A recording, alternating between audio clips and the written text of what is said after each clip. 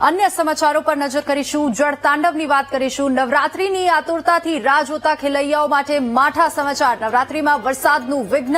अंबालाल पटेले आगाही करी छे 18 થી 30 સપ્ટેમ્બર દરમિયાન બંગાળના ઉપસાગરમાં વરસાદી સિસ્ટમ સક્રિય થશે। વરસાદી સિસ્ટમને લીધે રાજ્યના અલગ અલગ ભાગોમાં વરસાદ વરસશે અને નવરાત્રિની શરૂઆતથી વાદળછાયું વાતાવરણ રહેશે। 5 ઓક્ટોબરે દરિયાકાંઠે ભારે પવન ફૂંકાવવાની શક્યતા છે અને છેલ્લા નોરતે પણ વરસાદ વરસે તેવી પૂરેપૂરી અંબાલાલ પટેલે આગાહી વ્યક્ત કરી છે।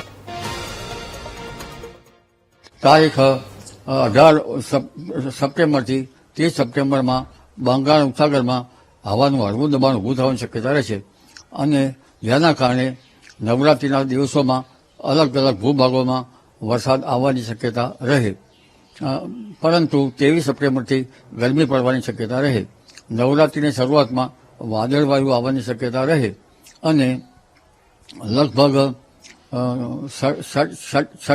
6 નોરતું 6 થી 9 નોરતા દરમિયાન વરસાદ થવાની શક્યતા અલગ અલગ ભાગોમાં રહે। દશેરાના દિવસ સુધીમાં હવામાનમાં પલટો આવે।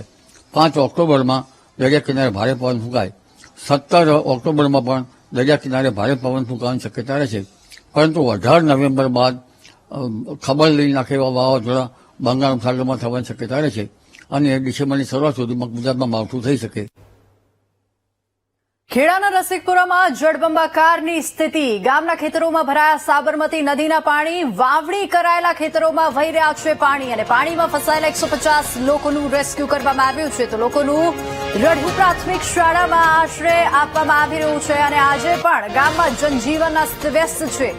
હજી સુધી ઘરોમાંથી પાણી નથી ઓસર્યા અને લોકોને જીવવાનું મુશ્કેલ બની ગયું છે। 150 લોકોનું રેસ્ક્યુ કરવામાં આવ્યું છે। રસિકપુરામાં જળબંબાકારની સ્થિતિ છે। હેલિકોપ્ટર દ્વારા લોકોનું રેસ્ક્યુ કરવામાં આવ્યું છે। ખેતરોમાં અને ઘરોમાં પાણી ભરાયા છે। ખેતરો પાણીથી તરબોળ થઈ ગયા છે।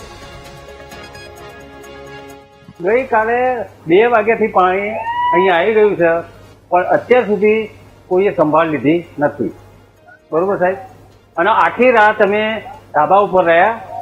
તંત્ર દ્વારા તો કોઈ આવ્યું જ નથી સાહેબ, કે કોઈ અમારે ખાવા પીવાનું કોઈ એ જ નથી લીધું સાહેબ।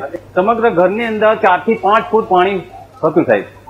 બરોબર, હવે અનાજ બધું ખરાબ થઈ ગયું। ખેતીમાં તો કોઈનું બચ્યું જ નથી સાહેબ, કોઈનું બચ્યું નથી। રસિકપુરાની અંદર કોઈનું કઈ બચ્યું જ નથી।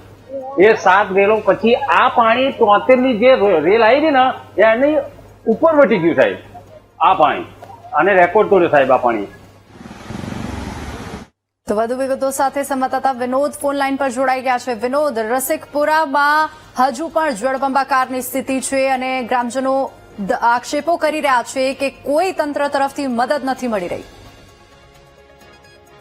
જી, ખાસ આપણે જણાવો કે ગઈકાલ રાત્રિના 2 કલાક બાદ પણ રેસ્ક્યુનું ઓપરેશન ખેડા જિલ્લા વહીવટીતંત્ર દ્વારા હાથ ધરવામાં આવ્યું હતું। તેમાં લગભગ 150 જેટલા લોકોનો રેસ્ક્યુ કરી અને રઘુ ખાતેની પ્રાથમિક શાળાને તેઓનો આશ્રય આપવામાં આવ્યો હતો।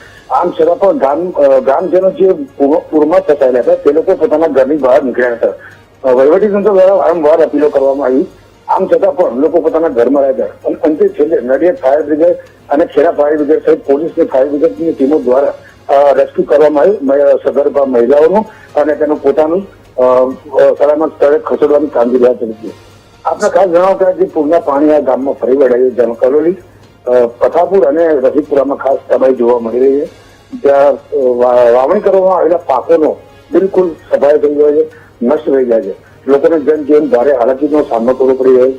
આમ જોવા જઈએ તો વહીવટીતંત્ર દ્વારા તાબડતોબ એ લોકોને કેશબેલ કે એવી રાહત પહોંચે તેવા કાર્ય કરવાની હાલ જરૂર જણાવી છે। જી વિનોદ, આભાર સમગ્ર માહિતી બદલ।